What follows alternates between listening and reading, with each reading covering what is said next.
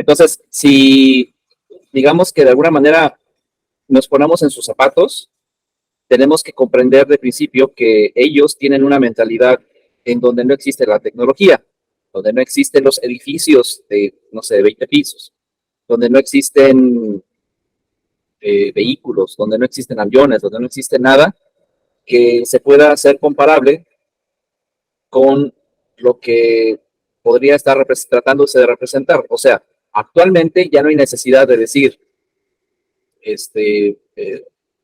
por ejemplo, explicar lo que es un avión, ¿no? Porque ya sabemos, todos sabemos lo que es un avión y de hecho la mayoría de los aviones tienen dos alas súper extendidas y cada vez que digo avión, pues uno se puede imaginar un avión de combate, otro un avión de comercial o un avión pequeño, pero el principio es el mismo.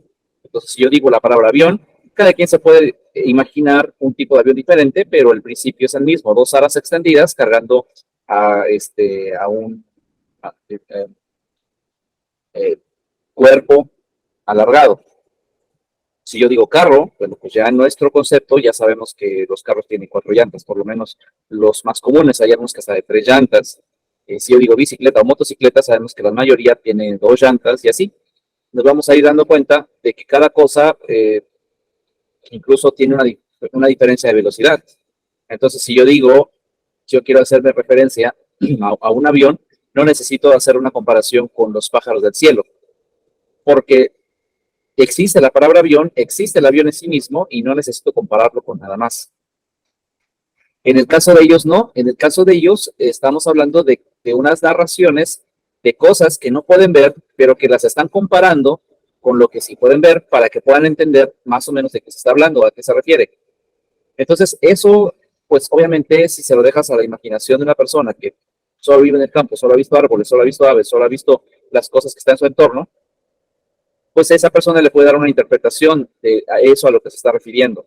Se puede imaginar que es así como un árbol que crece súper frondoso junto a las aguas de un río, así es de frondoso el sistema del faraón o el sistema donde Faraón vive. Si se está refiriendo a Faraón, entonces la analogía de la parábola ya no es efectiva porque ningún faraón vivió en el Edén. Es que si entendemos lo que es el Edén, en ese sentido, la misma parábola nos está dando una referencia, un punto de referencia del Edén, y si entendemos lo que es el Edén, entonces sabemos que ese árbol ni siquiera está aquí en el planeta Tierra. El Edén contiene árboles y entre esos árboles hay uno que sobresale gracias a las muchas aguas. Si no tuviéramos los significados de cada elemento, no podríamos realmente saber a qué se está refiriendo o qué es lo que está tratando de describir. Entonces, ya nos estaríamos enrolando en interpretarlo a manera de una poesía, a manera de una fábula, a manera de un cuento, una leyenda, etcétera. Pero como no es nada de eso, sino una parábola, entonces sabemos que está mezclando la realidad de ciertos elementos con la comparación de ciertos elementos. Por ejemplo, al decir Edén, pues ya desde la cultura antigua sabían que Edén es un lugar especial, que no es cualquier lugar en el planeta Tierra. Entonces ellos ya entendían que el Edén es como la tierra prometida, por así decirlo, el lugar que es el máximo lugar que puedas alcanzar, por así decirlo, en un lugar en el planeta Tierra. Si ellos lo ubicaran en el planeta Tierra, el lugar más hermoso del planeta Tierra pues sería el Edén. Entonces ese es nuestro punto de comparación, pero ya con base a todas las narraciones que hay en la Biblia, sabemos que el Edén mismo ya no está representado con un solo jardín en el planeta Tierra, sino que el jardín del planeta Tierra es como una sede o una representación en miniatura de lo que es el universo mismo, el Edén. Entonces, ya sabiendo eso, cuando habla de árboles, sabemos que ninguno de los elementos que se están describiendo aquí están en el planeta Tierra, porque se ve a la manera de una parábola, porque solamente están usando la comparación. Entonces, eso explica las aves de los cielos, las bestias del campo, las muchas aguas, las naciones cobijadas sobre ese árbol, los montes que se estremecieron por la caída de ese árbol, etcétera, etcétera, etcétera, etcétera, etcétera. Entonces, sabiendo que ese es el lenguaje que están usando, nuestra responsabilidad es apegarnos al mensaje que quieren comunicar. No necesariamente centrarnos en la lectura como pues como una lectura que trata de describir literalmente un Edén, un árbol, las bestias del campo y los árboles y todo muy bonito y cosas así que fue derribado un árbol. No, sino el tema a comunicar es de cómo derrocaron un sistema comparado a un árbol. Y cuando lo vemos desde esa manera, ese sistema ya lo podemos ver establecido de esta manera. Entonces, con base a esto que estoy explicando,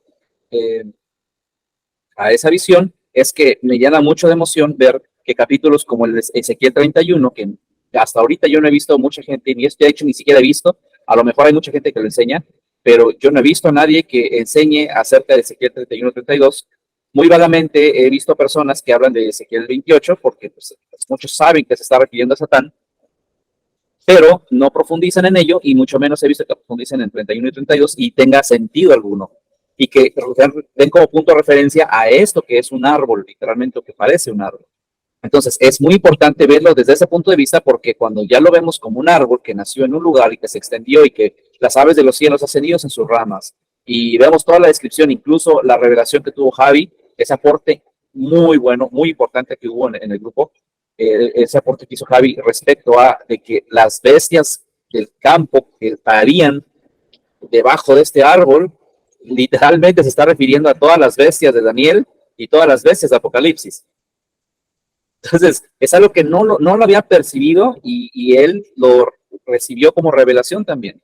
Es algo fascinante ver cómo entonces toma más sentido lo de las aves de los cielos, las bestias del campo, las muchas aguas que lo alimentan y las naciones que se cobijan debajo de él e incluso los montes, sabiendo de antemano que cada monte es un gobierno, cada monte, fíjense lo que voy a decir, cada monte es un gobierno y cada gobierno o monte es un Elohim. Entonces, toda esa historia empieza a concordar de cómo Satán debilitó a los reyes y llegó al punto de derrocarlos e incluso se les dio una sentencia en donde yacen con honra en su morada. Abundando en ese tema, entonces nos damos cuenta de que la historia en sí misma cobra un sentido enorme cuando ya se toca Ezequiel 31, que habla de un árbol que fue alimentado de las muchas aguas y que fue derribado y que los montes se cimbraron por la caída de ese árbol. Ahí en el 15, perdón, en el 15, 31:15 dice, eso, ¿cómo se explicaría eso de que hice hacer luto, hice cubrir por él el abismo y detuve sus ríos? Habla de destrucción, habla de muerte. El día que los hizo bajar al Seol. O sea, está hablando de que todos aquellos que estuvieron en la rebelión, sí. Aquí se ve que son millones, aquí está diciendo, el día que descendió al Seol, o sea, el día que los hicieron descender al Seol, o sea, el día que pues acabaron con ellos. Hice hacer luto es como tristeza. Sí, es como hice que las personas se pusieran tristes. Ajá, sí. Hice cubrir por él el abismo. Cuando hice cubrir por él el abismo, quiere decir que fueron tantos que el abismo, o sea, el Seol, quedó cubierto por ellos. Sí. Detuve sus ríos, aquí está hablando, acuérdense mucho de que les he platicado sobre los ríos, y que un río es básicamente esta conexión que hay desde aquí, por ejemplo, sale del planeta, y un río sería este, que llega a este mar. ¿Okay? Es la conexión entre la tierra y el mar, ese es el río. Ajá. Entonces, otro río sale de aquí, se conecta para acá, y viene el río para acá y se conecta para acá. Entonces, en Apocalipsis hay dos ríos, ¿de acuerdo? Tigris y Éufrates, los cuales se secan. Sí. Bueno, y dice que el secarlos prepara el camino para la batalla final. Sí. Bueno, sabemos que la última parte de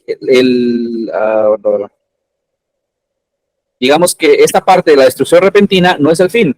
Todavía nos quedan 2 planetas, 1000 años, 2 planetas, y al final de esos 2 planetas llega todo este asunto por 7 años. ¿Vamos bien? Y el cumplimiento de todo ese asunto del río Tigris y Éufrates y la batalla final de Armagedón. Y ese Armagedón de Gog y Magog se da gracias a que es convocado una cantidad enorme de personas de Gog y Magog, o sea, de los 2 planetas restantes y del planeta Tierra. ¿Vamos bien? Todos se juntan. Todos se juntan, pero no nos van a dejar, fíjese, aquí aquí, desde aquí empieza a secarse, bueno, desde mucho antes empieza a secarse el río Tigris y Éufrates, los últimos dos que quedan. De los 7 ríos que había conexión, 5 cayeron. Quedan 2 ríos en conexión y Apocalipsis dice que 2 de los ríos se secan. Y dice que se secan para preparar la entrada para el día final. Esto quiere decir que lo secan en la conexión que hay entre uno y otro, el flujo de personas que había de ida y vuelta, lo impiden. Les voy a dar otro ejemplo. ¿Recuerdan cuando leímos en Apocalipsis 12, en la última parte de los versículos de Apocalipsis 12, decía muy claramente de que el dragón, ¿sí, el dragón? Sí. Sacó de su boca como un río, Ajá. persiguiendo a la iglesia o persiguiendo a la mujer. Ajá. Y concluimos de que ese río era un ejército de personas que iban detrás de la iglesia. Pero dice que la tierra abrió su boca, o la región abrió su boca y tragó el río que iba detrás de la mujer. Entonces la mujer pudo escapar. ¿Se acuerdan de eso? Sí. Pues básicamente el río es eso, un flujo de personas que llevan un rumbo, llevan una dirección. Es como el río que nace en las entrañas de la tierra, lleva un recorrido y finaliza ¿dónde? En el mar. Es básicamente la analogía del río. Entonces, cuando hablan del río Tigris y Éufrates, está hablando de 2 ríos, 2 conexiones, 2 planetas pendientes que son secados. O sea, que no permiten que haya flujo de ida y vuelta de las personas o de las aguas. Ajá. Pero la iglesia sí tiene chance de ir y venir, de estar yendo y viniendo. Pero cuando llegue el día final, o sea, cuando ese asunto de que secan los ríos, es para que no haya una rebelión antes del tiempo cumplido de 1000 años. Una vez que se cumple el tiempo de 1000 años, una vez que se cumple el plazo de 1000 años, entonces el Satán es liberado y entonces él ya convoca a los que están en esos 2 planetas y los trae al planeta Tierra para el día del gran juicio. Sí. Pero por esa razón secaron los 2 ríos, el Tigris y el Éufrates. El Tigris y el Éufrates no es literalmente que están secando el río de ahí del desierto cerca de Egipto y de Israel y todas esas colindancias. No, no se refiere a eso, se refiere a esos 2 ríos que están conectando el planeta Tierra con el mar. Entonces son 2 ríos. ¿Ok? Entonces, si ya vemos ese contexto de los ríos, aquí dice, así ha dicho Jehová el Señor, el día que descendió a Sheol, hice hacer luto. O sea, el día que, digamos que los eliminó, se hizo que la gente se pusiera triste a causa de eso, hice cubrir por el abismo, o sea, llenó el abismo de esta gente, detuve sus ríos. Eso quiere decir que el libre flujo que había entre todos estos, el libre flujo que había de los que podían venir a la tierra y se iban para este o para este o para este por medio de sus conexiones, se detuvo, pero detuvo 5 de ellos. Los otros 2 se detienen cuando la profecía del Apocalipsis sobre el río Tigris y Éufrates es cumplida. ¿Vamos bien? Sí.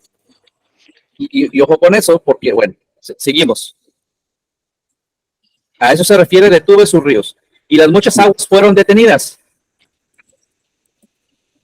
Vuelve a redundar en el asunto, las muchas aguas fueron detenidas. O sea que el flujo de comunicación y conexión entre ese mar aquí fue detenido. Entonces, vienen los científicos a decir, ¿por qué no hemos tenido contacto extraterrestres y ya lo hubiéramos sabido si hubieran, etcétera?